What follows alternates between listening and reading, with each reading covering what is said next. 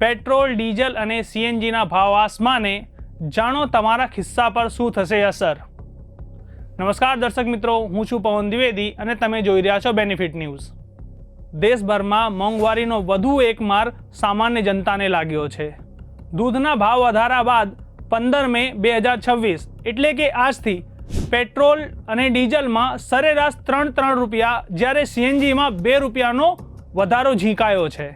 આ ભાવ વધારાની સાથે જ ગુજરાતના અનેક જિલ્લાઓમાં ઈંધણની અછત સર્જાઈ છે, જેના કારણે સામાન્ય નાગરિકો અને ખેડૂતોને મુશ્કેલી પડી રહી છે।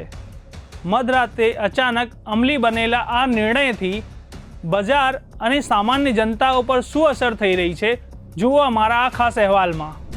સામાન્ય રીતે ઈંધણના ભાવમાં ફેરફાર રાત્રે 12 વાગ્યે થતો હોય છે, પરંતુ આ વખતે 14 મેની મોડી રાત્રે 3 વાગ્યે પેટ્રોલ પંપ ડીલરોને અચાનક નવા ભાવ લાગુ કરવાનો આદેશ મળ્યો હતો।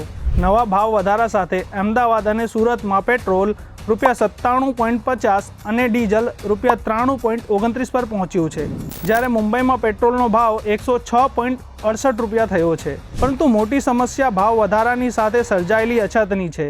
ગુજરાતના રાજકોટ, ભરૂચ, અમદાવાદ, કચ્છ અને ગાંધીનગર સહિતના જિલ્લાઓમાં ઘણા પેટ્રોલ પંપ બંધ જોવા મળ્યા છે। ખાસ કરીને કચ્છના નલિયામાં છેલ્લા ઘણા સમયથી ઈંધણની અછત હોવાથી વાહનોની લાંબી કતારો જોવા મળી રહી છે અને લોકો કલાકો સુધી લાઇનમાં ઊભા રહેવા મજબૂર બન્યા છે।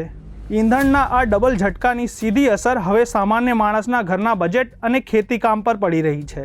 ડીઝલ મોંઘું થતાં માલભાડું વધશે, જેના કારણે આગામી દિવસોમાં શાકભાજી, ફળો અને અનાજ મોંઘા થવાની પૂરી શક્યતા છે। બીજી તરફ ખેતીના સાધનો માટે સમયસર ડીઝલ ન મળતા ખેડૂતો ભારે મુશ્કેલીનો સામનો કરી રહ્યા છે। આંતરરાષ્ટ્રીય બજારમાં ક્રૂડ ઓઇલ $100 પાર થવાના કારણે ઓઇલ કંપનીઓ પર દબાણ હતું, જેના લીધે આ નિર્ણય લેવાયો છે। પરંતુ સામાન્ય વર્ગનું કહેવું છે કે એક તરફ મોંઘવારી વધી રહી છે, ત્યારે આ વધારાથી મધ્યમ વર્ગની આર્થિક સ્થિતિ વધુ કફોડી બનશે।